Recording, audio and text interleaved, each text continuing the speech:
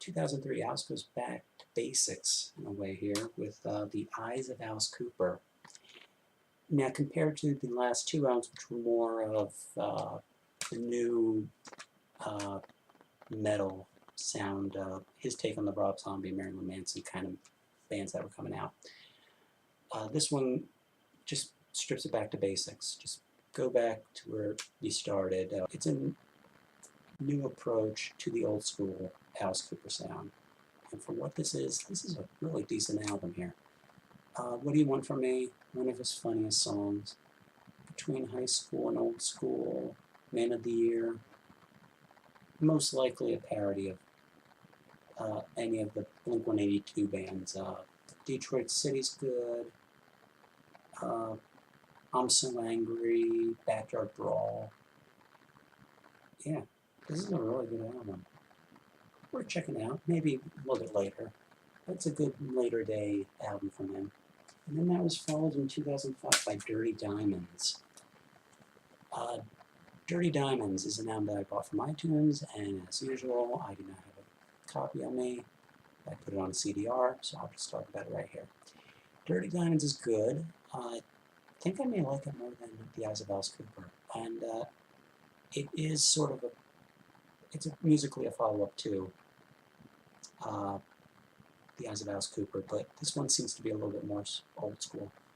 In terms of favorites from that album, Woman of Mass Distraction, Perfect. I love the Saga of Jesse James. It's just flat out hilarious. The title track's good. He occasionally plays that live still, which is kind of cool. Sunset Babies, All Got Rabies. Steal That Car is pretty funny. Run Down the Devil. Yeah, it's a good album. Then in 2008, Alice released his next album, and another concept album here, and it's an album called Along Came a Spider. This is a great album. I may have a soft spot for this one particularly because it's the first album that I bought of his that was new while I was officially a fan. And yeah, it's a really good album. I think of it as a modern day version of Welcome to My Nightmare, which is probably why I like it, because Welcome to My Nightmare is my favorite by him. This album is about a serial killer, and he kills his victims, wrapping them in silk and taking their leg. And his plan, in the end, take all these limbs and make a big mechanical spider out of it. Hence the title, Along Came a Spider. But he makes a big mistake during the album. He falls for one of his victims, which is a no-no in his book. It's sort of left as, well, was this all in his head? Did he really do this? It's sort of like an investigation. It's sort of like a David... Yeah, that's what it's like. It's like Alice Cooper, the David Fincher Alice Cooper album. I think that's a great way to describe it. And yeah, this is a great album. In terms of favorites, Vengeance is Mine. I like I Know Where You Live. In Touch with Your Feminine Side is a bit silly. Killed by Love is good. I'm Hungry. Salvation's good. And I'm the Spider with the epilogue. Yeah, if there's any weaknesses, it's picking out the songs individually away from the concept.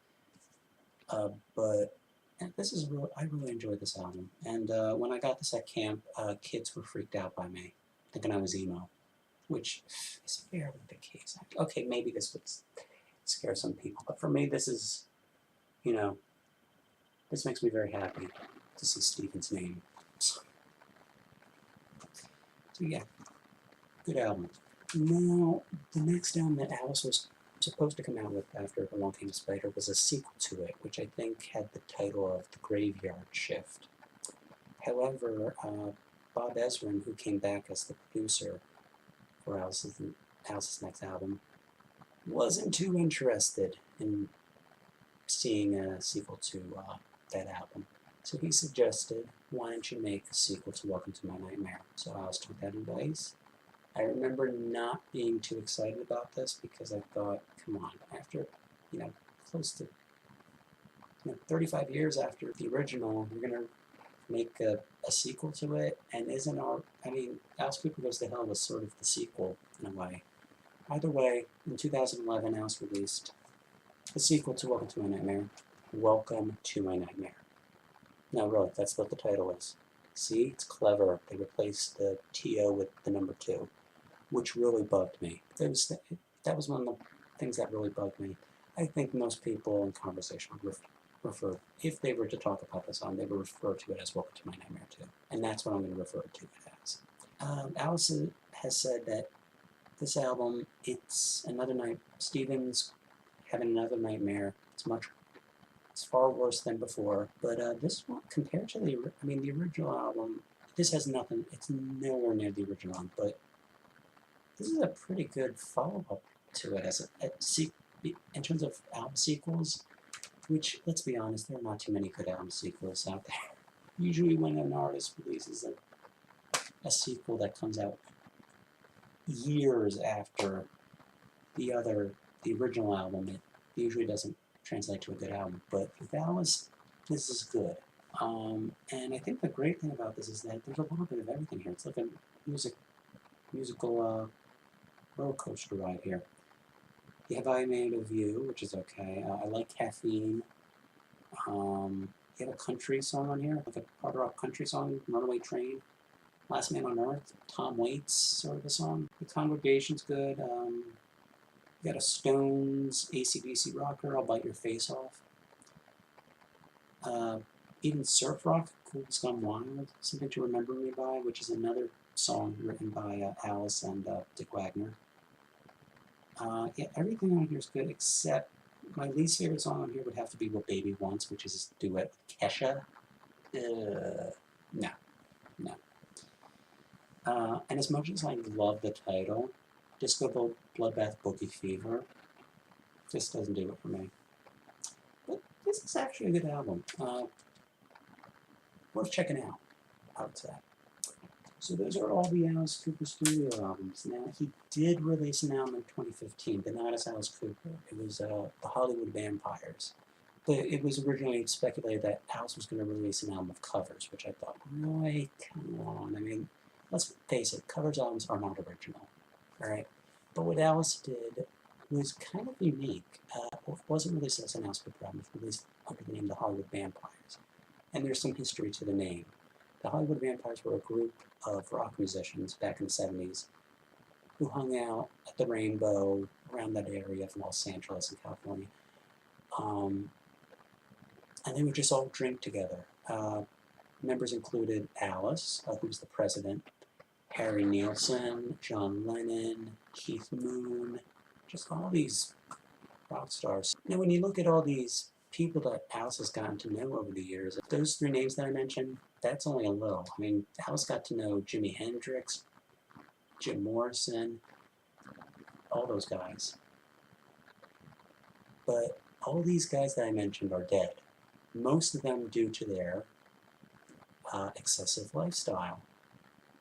But Alice Cooper is the last of the vampires, which is what the album goes with. And it's a very, very clever covers album. The covers don't sound too different from the originals, but you gotta give him credit for putting a lot of heart into this, and it is a very creative album. Again, I got it from iTunes. I sort of bought it at the last minute. And it is a very good album, and there are a lot of guest appearances on it. Like Robbie Krieger plays on it. Paul McCartney plays on it for Come and Get It, which is a tribute to the guys in Badfinger who died. There's a couple of new songs on there, and it's just it may seem mean that, okay, he's made, all his dead drunk friends, but it's such an Alice way to present it. If I had to pick my favorite cover on there, I gotta go with Itchy Coo Park, which is a cover of the Small Faces tune, and the reason why I pick it is because it sounds very, very different from the original. In terms of anything else, Alice, he's got a couple of DVDs and concept films out there. I've seen a couple. I could probably mention them in another video, or just put them to the side as an annotation, but the one I own is a movie that actually took some time to come out on DVD, and that movie is called Good to See You Again, Alice Cooper, which was a movie of that $1 Billion Babies tour. But along with it, you get some acting, which is, some of it's actually funny, but then again, I mean, I guess they were trying to make this, they thought the Alice Cooper band could, translate to the Beatles being A Hard Day's Night, which, yeah, doesn't really work here, but the concert itself is really good. There's a bonus feature on the DVD where you can just watch the concert. But there's also very funny audio commentary from Alice. He says some great one-liners there. He can be a lot of fun during these audio commentaries. In terms of Alice, I've seen him twice in concert. I saw him in 2006 and 2013. Of the two shows, I preferred the concert in 2013 because 2006, I already knew the set list beforehand because I printed it out from online. Also, there were some people that were kind of drunk there. It was a very small venue. I think it was Atlantic City House of Blues. Yeah. Good concert, but it was a little scary. The show that I saw in 2013 was at the F.M. Kirby Center in Wilkes-Barre, which is not too far from where I went to college, King's College. Within walking distance. Easy. And it wasn't on a school night. It was on a Friday. So it was perfect. And then right after that, I went to the senior social. So it was perfect. Perfect. And then that was my birthday gift for that year. And that was a great concert. Loved it. Loved it.